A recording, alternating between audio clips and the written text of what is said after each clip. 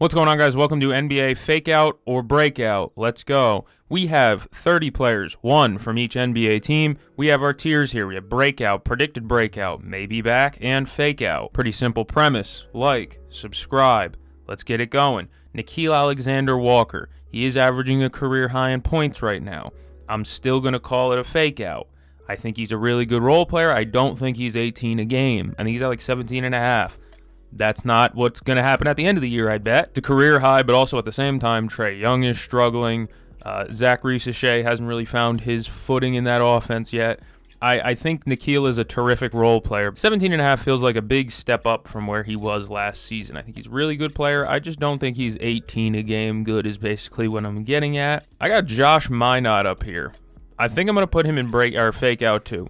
I'm a Celtics fan. I would die for you, Josh Minott. I need you to understand that. I would die for you. A guy who gives effort every single game deserves all the love and praise that he gets. He's the reason they can rebound. When they're rebounding well, it's because Josh Minott's in the game. When their defensive rating, when they're holding teams to less points, it is because Josh Minott is in the game.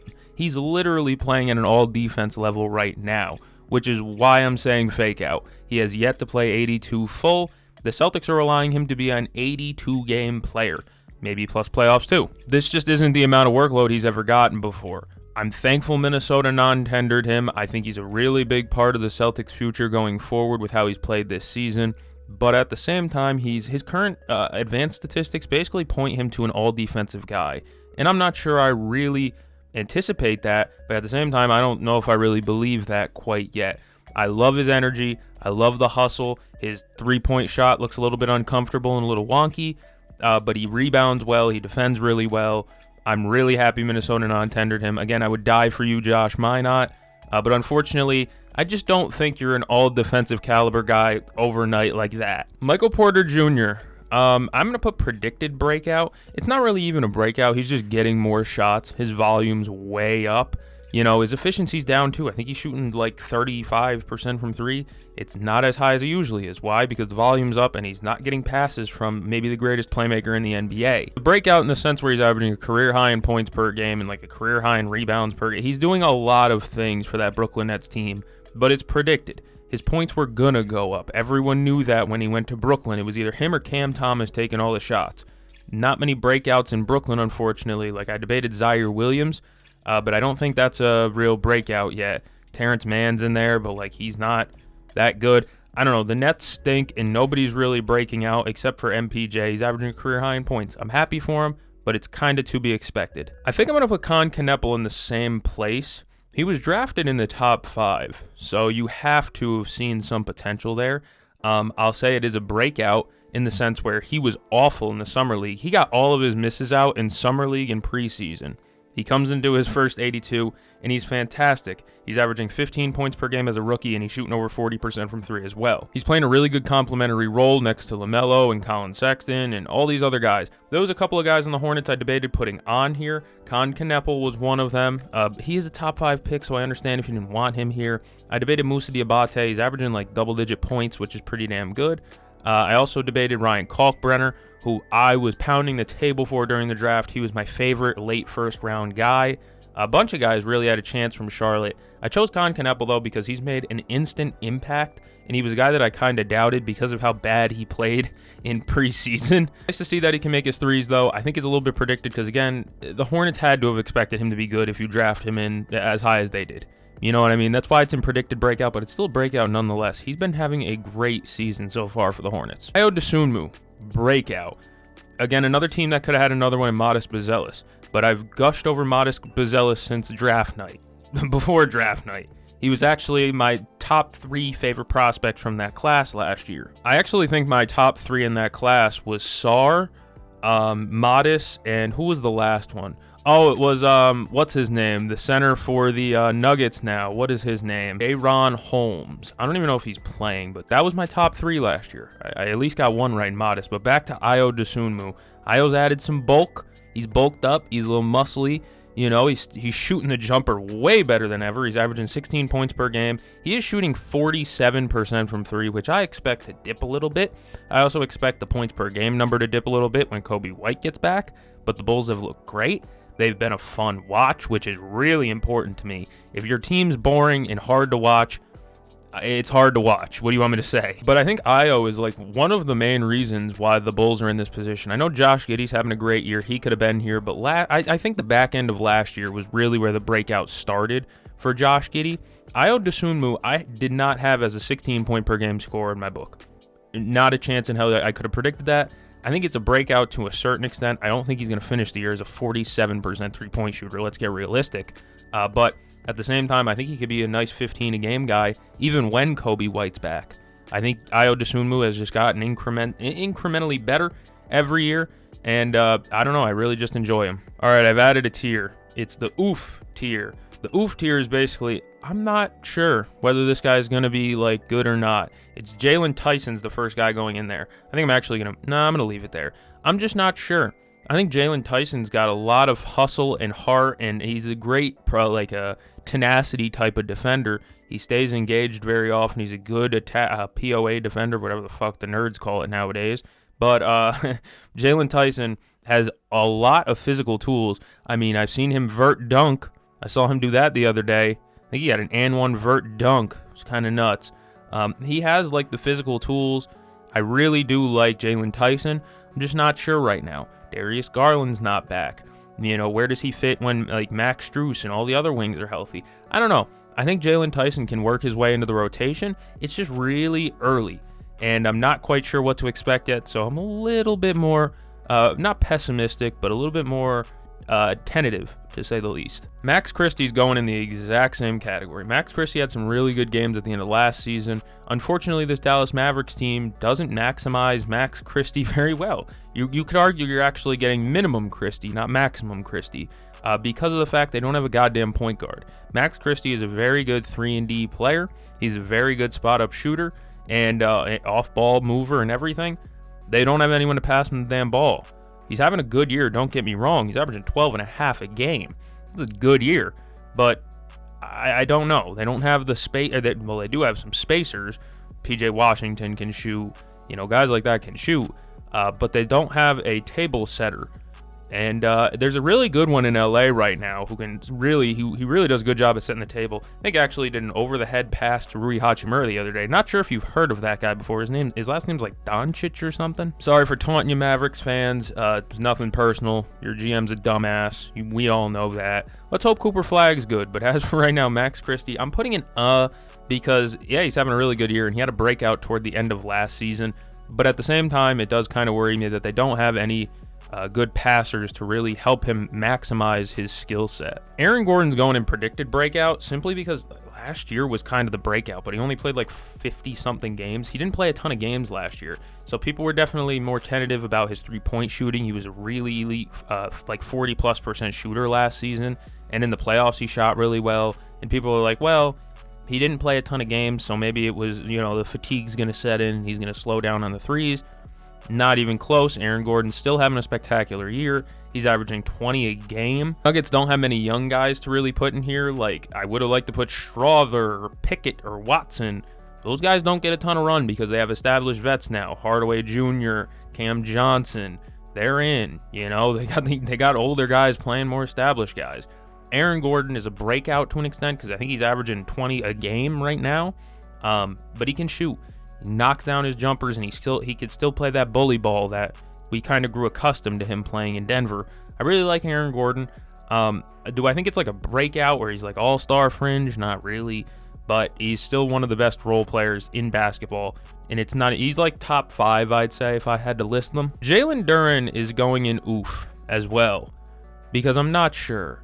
He's been incredible, though, to start the year, to say the least, like putting up crazy numbers. 30 and 15s, 20 and 18s. He's had multiple 20-point games. Jalen Duren has had multiple 20-point games. I'm not sure if it's real or not, because right now there's not many facets to their offense behind just Cade. Like it's a lot of Cade right now because there's no Ivy. Will his point per game production dip when an Ivy comes back? I don't know. I think Jalen Duren obviously has a lot of talent. He's an Aki strong muscle man. I love the build. But multiple 20 and 10 games to start the year was just not anticipated at all for a guy like Jalen Duren, in my opinion. The Warriors, I put Kuminga. I'm going to do maybe back. He may have played his value up. He's in maybe back. I know maybe back kind of sounds like he was bad. He was great, and then he was bad, and now he's good again. No, well, kind of for Kuminga. He was really hype, then he was really bad. Now he's been actually pretty damn decent this year for the Warriors. Like, he's been one of their more steady, consistent scorers. If he can continue to knock down the threes, it would really help. But also, he was getting to the line a lot early in the season. He's playing bully ball, getting down low, using that athleticism that we've seen. He's quick. He's got hops. We know that. Continue to knock down his threes at like a respectable rate. He's an absolute game changer for this Warriors team.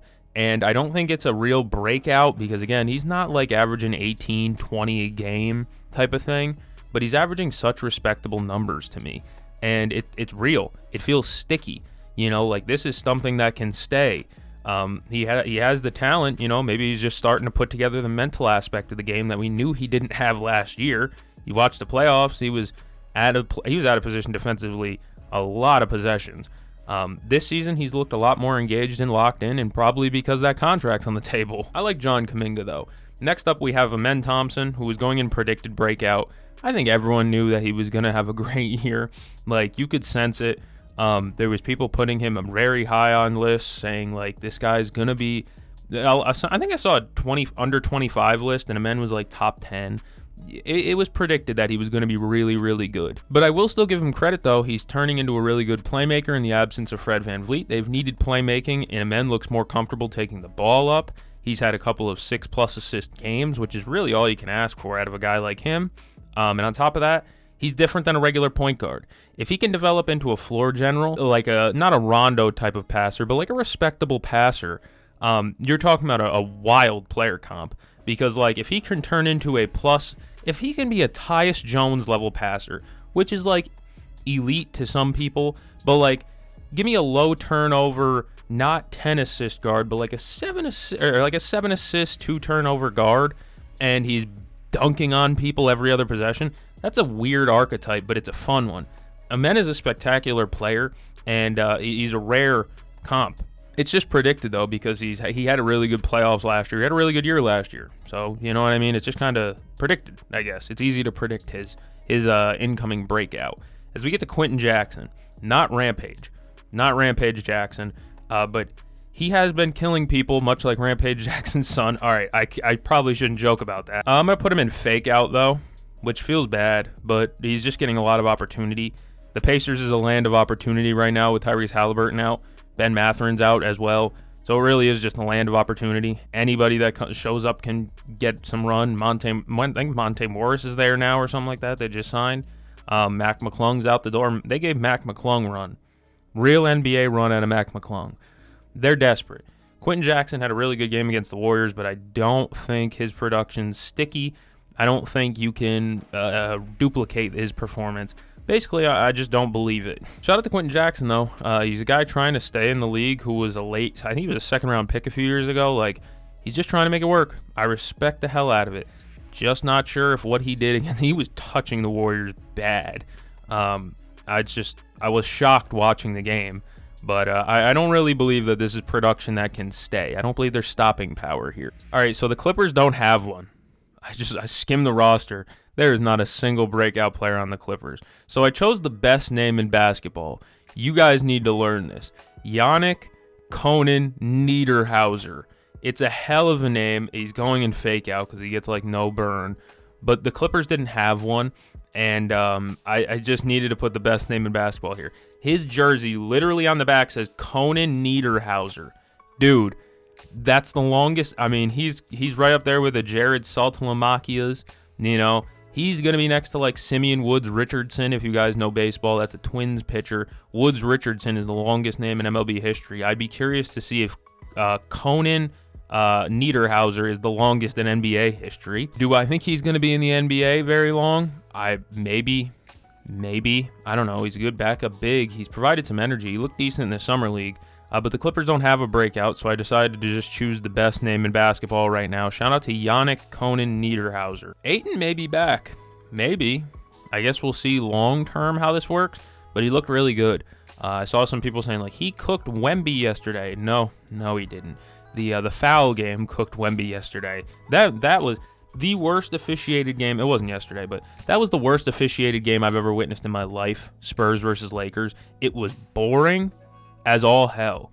Shout out to the Lakers for getting a win there, but that was one of the most boring games I've ever watched. Hard to watch basketball when there's 82 free throws total. There, bro. I think Luka had 12 free throws alone at halftime. I don't know. It was a ridiculously officiated game, but Ayton looked pretty decent. He's blocking shots. You just got to see long term. Long term is the play here for them. But Ayton looked pretty dang good so far this season. You know, I've hated on him before. I'm not going to stop hating on him, but and especially since he's a Laker now. But I think right now he's playing the best basketball he has in a few years for sure. Cedric Coward, I'm putting in breakout. Not sure how long it's going to last, but I really want it to last because it's been really fun watching Cedric Coward ball out to start his career. I mean, he's averaging 14 a game as a rookie. I think he's shooting like pretty decent splits-wise. I think it's a breakout. The Grizzlies do really well at internal player development. Hasn't worked out this year as well because the team sucks. But this soon may be Cedric Coward's team. Like, Jaren Jackson probably will be around. He got the extension. He's safe. He's not the one causing the bullshit and the drama. It's the starting point guard who's on bullshit this season. That Grizzlies core is starting to go. Ja Morant is causing a lot of drama there. But if you really just want to stick to basketball, Cedric Coward has had a terrific start to his NBA career, and I couldn't be happier for him. Guy's grinded. He's tough, too. He had some tough shots here and there. Jaime Jaquez, I'm going to put him in maybe back. His NBA career started off really well. Like, I think his rookie year, his first, like, month or two of his rookie year, he was, like, a Rookie of the Year candidate. And then the wheels fell off. This season, it's kind of like he's been really good. Obviously, the three-point shooting is not great, but his game isn't predicated around that right now. He's getting to the rack whenever he feels like it. Get to the hole, get to the lane, get downhill, whatever you want to call it. He's getting to the rim, and that's what matters in Jaime Jaquez's game is getting to the rim. He's bigger, stronger than a lot of motherfuckers, and he's letting people know. He's had a couple of big dunks, too. Jaime Jaquez has had his flashes and moments this season. Wasn't expected out of me. Wasn't exactly sure who the leading scorers for the Heat would be. I mean, Norm Powell is the most expected one. He's averaging 20 a game. It's Norm Powell. He did it last year. The fact that you're getting like 17, 18 a game from Jaime Jaquez just wasn't anticipated by me. I could put it in breakout, but he had a really strong start to his career. So I don't know. I don't want to bite too hard into it because, again, he had a really strong start to his NBA career, and then it kind of tapered off. I'd hate for this to taper off too, but at the same time, I hate the Heat, so I guess I would like for it to taper off to an extent. He's just getting to the hole. I'm happy for him. Next, we got Ryan Rollins. This is just a true breakout. Is he a 30-point per game guy like we saw against the Warriors? No. The Warriors got killed by backups that entire week. That was funny. But Ryan Rollins, man, I think the Wizards fans have a right to be pissed right now because all he had to do was just not pocket shit in Target, and he would have been more sought after, and the Wizards fans would have liked him probably a lot more because he would have stayed. But instead, Milwaukee got a diamond in the rough. This is real deal diamond in the rough stuff. I think he's better than Kevin Porter Jr. already. I think he deserves the starting guard role even when KPJ is healthy. He's been better than any of their guard situation that I could have saw. You know, the reason why I was so low on the Bucks, I wasn't even low on them. I had them as a playoff team. But the reason I wasn't that high on the Bucks because I thought their guard play wouldn't be great because KPJ was going to be their starter. It turns out they don't freaking need KPJ. They got Ryan Rollins right here. I'm happy for Ryan Rollins. It's just don't go filling up your pockets with, I don't know, what is he even stealing at Target? What was he stealing is my question. One day some interviewers got to ask him, like, what was he pocketing? I actually looked it up, and it turns out it was body wash, candles, just regular groceries. I mean, 7 theft charges. 7 theft charges, man. It's just, I mean, I'm not exactly sure. I have no idea, man. He stole a lot of stuff. I don't know. This is funny. It's just really, really funny. I don't know. 1.7 mils an NBA minimum, I'm pretty sure. He was getting that and paid and still was like, yeah, I ain't paying for that dove. Fair enough. Fair enough. That's real right there. It's not real. Don't steal from Target, kids. Ryan Rollins is a breakout, though. Jaden McDaniels, I'm going to put in predicted breakout. With Anthony Edwards being out, he's taken up a lot more of the scoring load, and he's done it relatively well, to say the least. 18 points per game so far. That's the most in his NBA career. He's taking guys off the dribble. He's hitting his threes. Him hitting his threes is like paramount for that Minnesota team. But if you're going to get 18 a game out of your best defender as well, yeah, sign me up. Jaden Mack has been terrific this year. He's also like their block leader, which is hilarious. But I like Jaden McDaniels a ton. I think it's a breakout. But if you told me Anthony Edwards is out, I'd have to say, well, that means Jaden McDaniels is stepping up, right? Like, Randall's really good, but Randall's just going to give you Julius Randle numbers. You need Jaden Mack to help out if you don't have Anthony Edwards. And he has. He's been terrific. Up next, we have Derek Queen. I feel, what is that word, commiseration for him, sadness. I feel bad. I'm gonna put him in oof right now because the team's ass. With or without Derek Queen, the Pelicans are the worst team in basketball. I don't think they are record-wise anymore, but they're pretty damn close if not. I just feel bad for Derek Queen. He's put in a really awkward spot where that trade is bad. It's not his fault. Joe Dumars is a Joe Dumas. I just feel really bad for Derek Queen. He's been a pretty damn good NBA player to start his career, to say the least. Like, I know he hasn't taken Eve's job, and, he hasn't been a 20-a-game guy, but his defense has been really good. He's held up well defensively. He's over a steal a block per game. If you look at his per 36. His per 36 numbers are pretty damn good, too. Again, I just feel really bad because it's not his fault that Joe Dumars ripped off their first-round pick for no reason. It's just a really awkward spot, but I think Derek Queen can be a really solid NBA player. I'm just not exactly sure right now because their team sucks and they're all hurt. Mikal Bridges is going in. We may be back. The Knicks don't have a breakout player, obviously. Like, they don't have many young guys that they're giving opportunity to. And Mikal Bridges has seemingly bounced back. He's good at he's making his threes again, which was not anticipated after last season, where his three-point shooting was very up and down, choppy waves on the ocean, But he's looked pretty damn good offensively this season. He's back to playing what he needs to, doing what he needs to do again. Again, he's hitting his threes at over 40% clip, which, again, is much needed. Just had a pretty mid-season last year, and seeing him bounce back, it's definitely a much-needed sign for the Knicks. They've needed him badly to pick up the pace offensively, and he's done a pretty damn good job this year. Could have been OG Anunoby, but OG's been OG his whole career. I love OG Anunoby. Up next, we get the young AJ Mitchell. Now, on the broadcast, I've heard them say AJ. I don't like that. Don't like it. AJ Mitchell, he's going in breakout. He's having a really good year. He's averaging 16 points per game in year 2. Mind you, he only played like 30 games last year. His year 1 was an extended run at all. He's just progressed in the offseason, I guess. He's gotten better. He's knocking down his threes, it seems. He's getting to the free throw line a good amount, too. On top of that, he can pass a little bit. Like, AJ Mitchell has shown some flashes of being like a very productive bench player for them. They've needed people to step up with J-Dub out. And I know Isaiah Joe's averaging 18 a game, but he's also taking 9 threes a game. I know that won't last. AJ Mitchell's been leading their second unit. And it's made me happy to see because I wasn't exactly sure about him last year. I think he had injuries last year.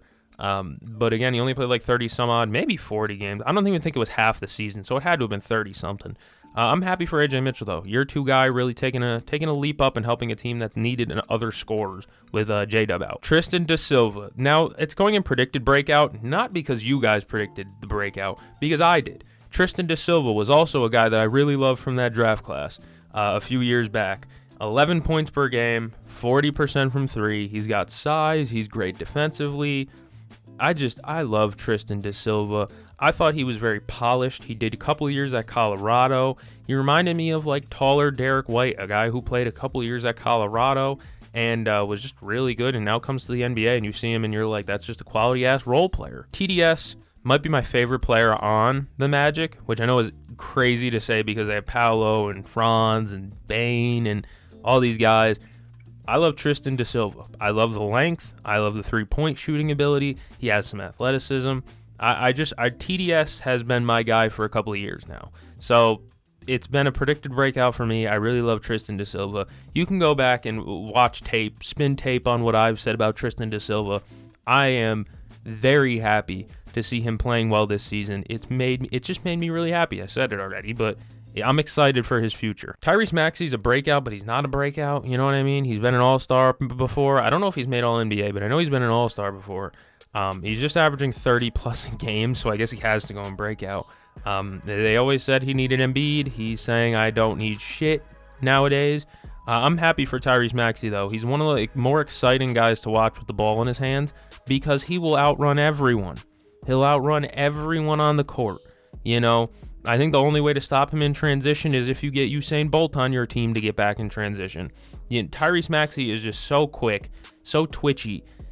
He's also got that smaller guard ability to sell fouls, which I know nobody wants to hear he sells fouls. He foul baits, quote unquote, as they say, but it's a skill.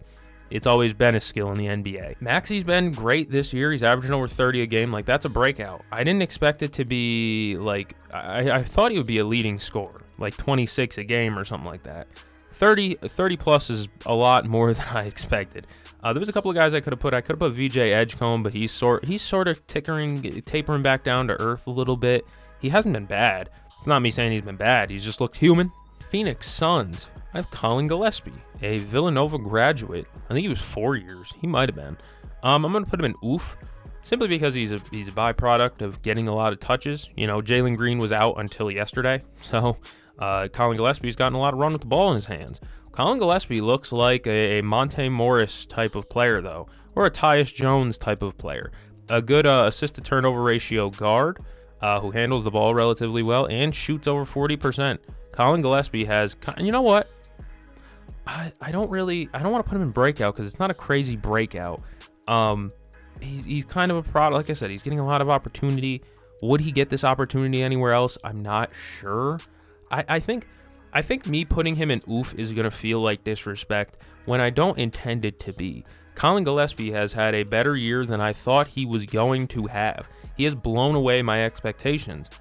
But it hasn't really been like a breakout, if you know what I mean. Not a traditional breakout. I can make a whole nother tier for him, but we're so deep into the video, I don't want to do that. Denny Avdija is in predicted breakout. We've been waiting for like 5 years, and he finally showed up. He's averaging 24 and some change per game. You know, shooting splits might be down from 3, but like, oh well, he's scoring more than ever. You know, he's needed to be the main guy here. I expected Shaedon Sharpe to be their leading scorer. He's looked gross.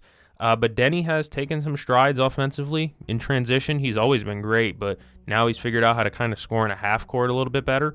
I really like Denny Avdija. I have for a few years. Shout out to Brad Ausmus for getting announced as the head coach for Team Israel in the World Baseball Classic. I am not Jewish, but I just saw that earlier today, and Denny Avdija is obviously Israeli, so I figured tie it in, throw it together. Shout out to Ausmus, shout out to Avdija, two guys that's names start with A. That's about where the similarities end. They're both involved in sports. That's two similarities. Now, Denny's been really good, though. There's nobody on the Kings, so I chose Nick Clifford. I'm going to put him in oof. I think he's provided some effort. He definitely got some effort out there. I don't know what more to say. Guys don't get burned. Young guys don't get burned in Sacramento right now. They got about 80 old guys to play above you, except for like Keon Ellis. But Keon Ellis isn't having a breakout year. He's just having a Keon Ellis season. Nick Clifford was the closest thing I could think of. I don't really think it's a breakout for him. I think he's just kind of been all right for a rookie. Like, he's been better than I thought he would be. But at the same time, I don't care. It's the Kings. They're annoying to watch. They're hard to watch. But Nick Clifford, you know, Carter, they got some guys over there that can maybe be like a future pieces. I don't know. I never know what the Kings are doing anymore. They might sell out all those pieces for like John Morant. It'd be an awful trade, but the Kings love doubling and tripling and quadrupling down on mid. Fawn Castle, I'm putting in fake out, and it's going to feel really disrespectful, but again, he is the only guard on the roster right now with Harper being out and Fox being out. Once De'Aaron Fox is back, I'm curious to see how Castle's role is. I'd assume he runs the second unit because Fox is just better than him right now. But also, like, Castle's not an off-the-ball type of guy. Yeah, he can slash really well and get to the rim, but I really like him with the ball a lot because of his deceleration step when he gets downhill and in the lane. But I don't think he's a real off-the-ball shooter like that. I just think he's going to work really well off the bench running a second unit. But as for right now, his points per game are really high. and all his stats are really high up because he's getting a lot of opportunity. I still think he's really good, and I still think there's a bright future for Stephon Castle. It's just I'm looking at it right now, and objectively, I'm like, well, he's getting a ton of opportunity, more than a lot of other guys would in that situation, or more than a lot of other guys are in their situations, respectively. But Stephon Castle's definitely made the most of it. It's just when Fox and Harper get back, I don't know how they're going to work that out. YMCMB, I'm putting in predicted breakout by me, but it's not really a breakout. He's just kind of been good. He's been good. Not great, obviously. He's not the caliber player of Jaden McDaniels and Men Thompson, Aaron Gordon, Michael Porter. He's not in that category, but I expected him to be a solid NBA player, and that's kind of what he's been, is a rock-solid NBA player. I should probably knock him down to, like, oof. You know what? I will. I don't really care. He's been fine, you know. He's been a good NBA player, good quality NBA player. And for the Raptors team that's kind of finding it still, but they're getting better day by day, it seems. Colin Murray Boyles, YMCMB, that's my guy, man. He provides a lot of energy, smaller big man, but still plays physical. Keontae George. This Keontae George shit is a little weird to me. I'm going to put it in fake out. It's weird. It's weird. He's scoring a ton, but he's really inefficient. He's had a couple of really good games like against Celtics, but at the same time, like I said, he's been really inefficient. I really do like Keontae George. I don't think he's a bad NBA player. He's averaging over 20, guys. Like, I don't know. I don't know about Keontae George. It feels fake because look at his percentages. They aren't very pretty. Lastly, we got Keyshawn George. From Keontae to Keyshawn George. Keyshawn George, I'm going to put him in breakout. I know his splits aren't pretty either, I don't think. Hold on, I got to double check that. I don't want to just lie. Oh my God, his percentages are extremely high. Actually, 50% from 3. 50. He is averaging 5 fouls a game, though. I know he's a walking hack because he's always been a really good defender. He came into the league with the floor of a really good defender. And last year, when he was the worst offensive player in basketball, he was still a really good defender. It's just offensively starting to piece it together. I think Keyshawn George can be a future piece for the Wizards, especially if he's knocking down his threes at a 50% clip, which is never going to happen. It's not. But at the same time, for right now, what it is, Keyshawn George has impressed the hell out of me. If he could stay on the court, he looks like he's going to put together a really good season. And I don't mean stay on the court in an injury sense. I mean stay on the court as in you can't log 5 fouls every single game, Keyshawn. If you enjoyed this video, if you disagree, agree, whatever, comment down below. Like, subscribe. I said it at the beginning. I'll say it at the end. I'm going to catch you game. See you guys in the next one.